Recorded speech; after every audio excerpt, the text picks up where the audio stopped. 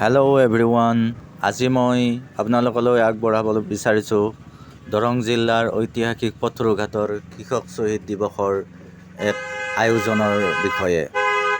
বৃহৎ এক আয়োজন চলি আছে আৰু অনুষ্ঠিত হৈ আছে কৃষক শ্বহীদ দিৱস। এই 28 জানুৱাৰীৰ দিনটোত বিশেষকৈ আয়োজন কৰা হৈছে।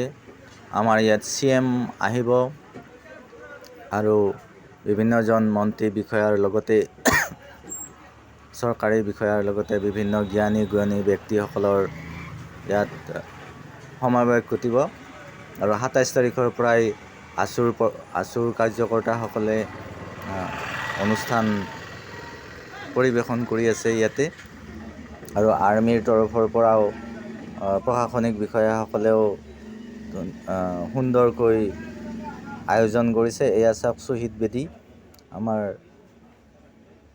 শ্বহীদ কৃষকসকলৰ এয়া স্মৃতিস্তম্ভ, যি 140 গৰাকী কৃষক ইয়াত একেলগে শ্বহীদ হৈছিল। পথৰুঘাটৰ ৰণৰ কথা হয়তো আপোনালোকে জানে, বহুতেই জানে। এয়াই হৈছে স্মৃতিস্তম্ভ। এয়া চাওক স্মৃতিস্তম্ভৰ এক পৰিৱেশ, এয়া সজোৱা হৈছে আটক-ধুনীয়াকৈ। ইয়াত এক স্তম্ভ আছে আৰু সুন্দৰ উদ্যান এখনো ইয়াত আছে। আপোনালোকে হয়তো ৰাস্তাৰে অহা যোৱা কৰোঁতে দেখা পাইছে। এইটো আমাৰ চিপাঝাৰ ডিপিলা যিটো ৰাস্তা আছে, তাতে পথৰুঘাট কৃষক শ্বহীদৰ স্তম্ভ আছে, স্মৃতিস্তম্ভ। এয়া আপোনালোকে সেইটো ৰাস্তাৰে আহিলে ৰাস্তাৰ কাষতেই পাব।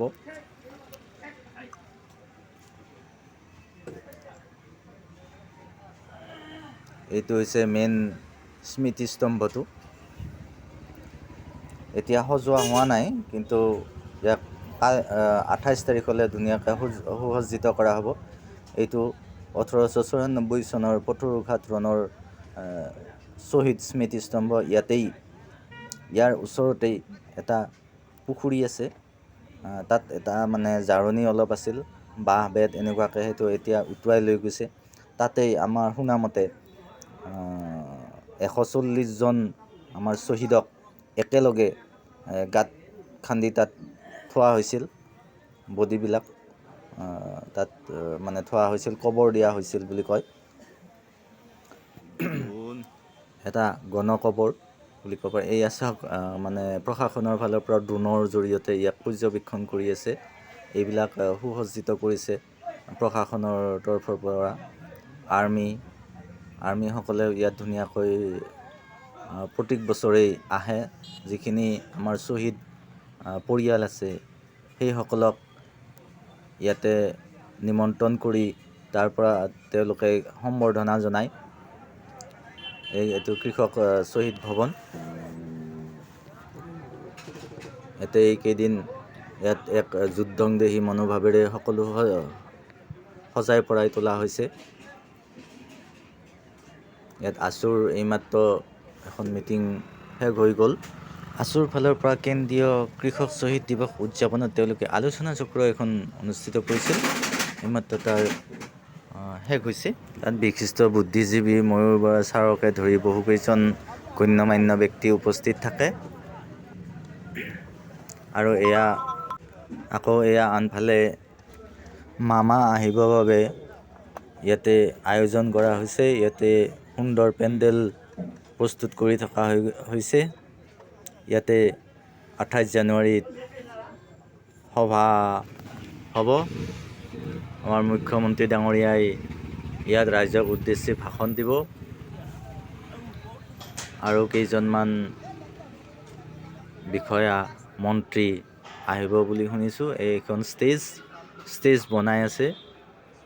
আজি আধা কাম হৈছে আৰু ৰাতিটো কাম কৰিব বুলি ইয়াৰ কৰ্মীসকলে জনাইছে। ৰাতি কাম কৰি ইয়াত কাইলৈৰ কাৰণে উপযুক্ত কৰি তুলিব। এয়া আধা কাম শেষ হৈছে। এয়া সন্মুখৰখিনিত চকী চোফা এইবিলাক পাৰি দিয়া হৈছে সুন্দৰকৈ। ইয়াত বহুত তাৎক্ষণিকভাৱে এইবিলাক কাম এদিনতেই ইয়াত যোগাত কৰা হৈ গৈছে। এইবিলাক চাওক। কালি আপোনালোক আহিব, আমি সুন্দৰ ইয়াত সভা এখন অনুষ্ঠিত হ'ব। সুন্দৰ সভা এখন আপোনালোকে উপভোগ কৰিব পাব। আমি এই পথৰুঘাটৰ নিচিনা পিছপৰা ঠাইত এখন সুন্দৰ সভা ইয়াত অনুষ্ঠিত হ'ব। আগতেও 28 জানুৱাৰীত বিভিন্ন ধৰণৰ সভা সমিতি হৈ গৈছে। ইয়াত বিভিন্নজন ডাঙৰ ডাঙৰ মানুহ ইয়াত আহি গৈছে।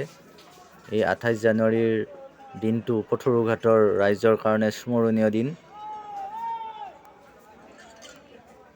এইবিলাক মিউজিক ছিষ্টেম সজাই আছে তেওঁলোকে। এইবিলাক মিউজিক ছিষ্টেমেৰে ইয়াত তেওঁলোকে চেক কৰি আছে, কালিৰ কাৰণে ৰেডি কৰিছে, কালিৰ সভাৰ বাবে। এখন ডাঙৰ ফিল্ড, এইখন বহুত ডাঙৰ ফিল্ড, আমাৰ হাইস্কুলৰ ফিল্ড এইখন। আৰু এয়া সামৰিক বাহিনীসকলে কালিৰ প্ৰস্তুতি কেনেধৰণে ল'ব বা আজি ৰাতিটো থাকিব ইয়াতে এওঁলোক। কালিৰ পৰিৱেশটো কেনেকৈ চম্ভালিব হয়তো তাৰেই আখৰা চলাইছে, আলোচনা চলাইছে তেওঁলোকে। এইকেইদিন ইয়াত বহুত মানুহ বিভিন্ন ধৰণৰ কাম কাজত জড়িত হৈ আছে।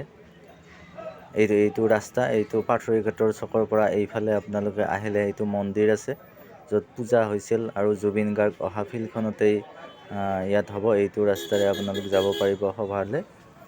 এনেকৈ আহিব। এক বৃহৎ সমাৱেশ হ'ব বুলি কালি আশা কৰা হৈছে। এক বৃহৎ জনসভা য'ত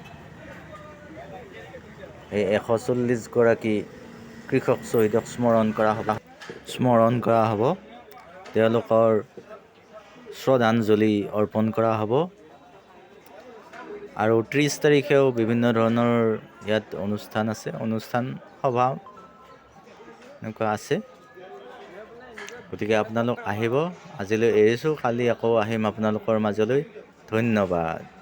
ছাবস্ক্ৰাইব।